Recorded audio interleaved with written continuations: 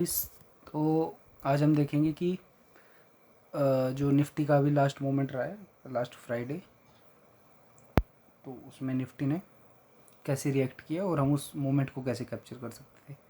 तो मैं trading view open कर लेता हूँ एक बार। तो हम ट्रेडिंग व्यू पे आ गए हैं। यहाँ पे आप निफ्टी देख सकते हैं। निफ्टी ने 25,114 पे क्लोजिंग दी है, राइट। तो मैं इसको आपको 5 मिनट पे दिखा देता हूँ। मैं टैब में कर रहा हूँ तो थोड़ा सा मेरे को परेशानी हो रही है इसमें, इस बियर विथ मी। तो ये मोमेंट था निफ्टी का अभी लास्ट ट्रेडिंग डे। ओके, तो अब जब आप इस पे देख सकते हैं निफ्टी प्रीवियस डे हाई के ऊपर ओपन हुआ। ये जो यहाँ पर विक है ये प्रीवियस डे हाई था। मैं एक लाइन लगा देता हूँ आपको समझाने के लिए। ये वीक प्रीवियस डे हाई थी, वो मार्केट्स के ऊपर ओपन हुआ, नीचे आया, प्रीवियस डे हाई से सपोर्ट लेने की कोशिश की और वहाँ से फिर अराउंड 2540 से 25,140 अराउंड 100 पॉइंट्स का मूव दिया। बहुत बड़ा मूव तो नहीं था क्योंकि मार्केट अभी मेक और ब्रेक लेवल्स पे है। यहाँ से कुछ क्लैरिटी नहीं थी अभी कि क्या होने वाला है। ओके, तो हम इस मूव को कैप्चर कैसे कर सकते हैं उसके बारे में डिस्कस करते हैं।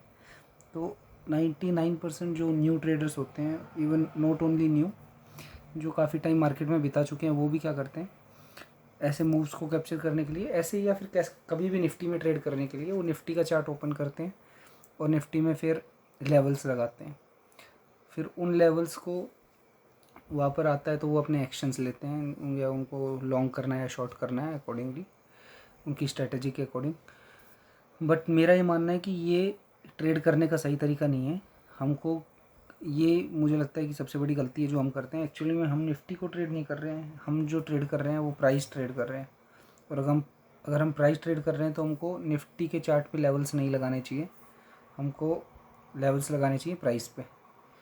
तो मैं फॉर एग्ज़ाम्पल आपको मैं क्या कहना चाहता हूँ, ये चीज़ न्यू होगी आपके लिए भी, समझने में थोड़ा सा कॉम्प्लिकेटेड हो सकता है, बट जस्ट मेरे को थोड़ा सा मौका दीजिए कि मैं बता सकूँ। फॉर एग्ज़ाम्पल निफ्टी अभी 25,100 से ऊपर है, तो मैं 25,100 की एक कॉल लगा देता हूँ। मेरी वॉच लिस्ट में होगी ये रही। तो ये 25,100 की कॉल है, वीकली कॉल है, एक्सपायरी अभी इसकी ट्यूसडे को है। तो अभी आप देख सकते हो ये इसका प्राइस एक्शन है लास्ट डे का। For example last to last day इसने ये वाला है, ये दो ब्लू लाइंस के बीच में एक ट्रेडिंग डे है। इसमें इसने लगभग हम कह सकते हैं साइडवेज था, कुछ मेजर मूव दिया नहीं।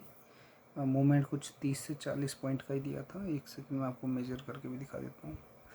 इसका बॉटम था यहाँ से 20 पॉइंट का, मतलब 20 पॉइंट के अंदर ही पूरे दिन मार्केट घूमता रहा। तो ये था लास्ट डे जिसके बारे में अभी हम बात करेंगे, जो मैंने आपको अभी निफ्टी पे दिखाया। तो एक्चुअली में क्या है, जब हम प्राइस को ट्रेड कर रहे हैं ना, तो हमको लेवल्स प्राइस पे लगाने हैं। ये मेरे लेवल्स थे जो हम एक दिन पहले लगा देते हैं। तो लेवल्स निकालने का अलग अलग तरीका होता है सबका। कोई इंडिकेटर्स यूज़ करता है, कोई फिबोनाची यूज़ करता है, कोई बॉलिंजर बैंड यूज़ करते हैं, मूविंग एवरेज यूज़ करते हैं। डिफरेंट टाइप्स के मूविंग एवरेजेस होते हैं, और भी सपोर्ट रेजिस्टेंस, ट्रेंड लाइन, ये सब अलग अलग तरीके हैं।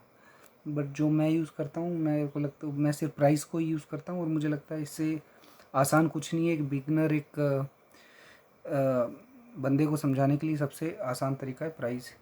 तो जैसे मैंने ये पिछले डे के कंसोलिडेशन जहाँ पे प्राइस का टाइम बिताया है उसने, उसके बेसिस पे एक लेवल्स निकाले थे 68.2 पे। और ये जो ग्रीन लाइन में है ये नीचे के लेवल्स है, मतलब सपोर्ट का काम करेंगे। ऊपर जो ऑरेंज लाइन है ये टारगेट है, रेजिस्टेंस नहीं बोलेंगे, सपोर्ट रेजिस्टेंस निफ्टी में बोल सकते हैं। यहाँ पे हम लोग एक तरह से बेस, और ऊपर टारगेट ऑरेंज जो है वो टारगेट है। तो प्राइस ऐसे बायर, जैसे अगर मैं ऑप्शन बायर हूँ तो मेरी साइकोलॉजी क्या होगी, मैं प्राइस को बेस पर पकड़ूंगा और टारगेट तक होल्ड करूँगा। और अगर मैं ऑप्शन सेलर हूँ तो मैं जब प्राइस ऊपर टारगेट पे होगा तब उसको सेल करूँगा और नीचे बेस पे उसको बाई करूँगा। ये नॉर्मल प्रोसेस होता है, आपको इतना आई होप ये जानकारी होगी, नहीं भी है तो कोई दिक्कत की बात नहीं है। अब फॉर एग्ज़ाम्पल अब ये देखेंगे हम, ये प्राइस की स्टार्टिंग थी, प्राइस ओपन हुआ इधर, ये इधर आपको ये एरो दिख रहा होगा आई थिंक 90 पे ओपन होके प्राइस मतलब अपने टारगेट के पास ओपन हुआ है, और ओपन होके पहली कैंडल ही 5 मिनट की इतनी बड़ी बनी, और दूसरी और ये तीसरी कैंडल ने इधर टच कर दिया बेस को 68। अब जब प्राइस यहाँ पे था तो ऐसे ट्रेडर हमारे दिमाग में थॉट आता है क्या मुझे यहाँ पर बाई कर लेना चाहिए, क्योंकि इसके नीचे एक और बेस था, आप देख सकते हैं ये 658 के आसपास एक और बेस था इधर, तो मुझे यहाँ तक वेट करना चाहिए या फिर इधर ही बाई कर लेना चाहिए।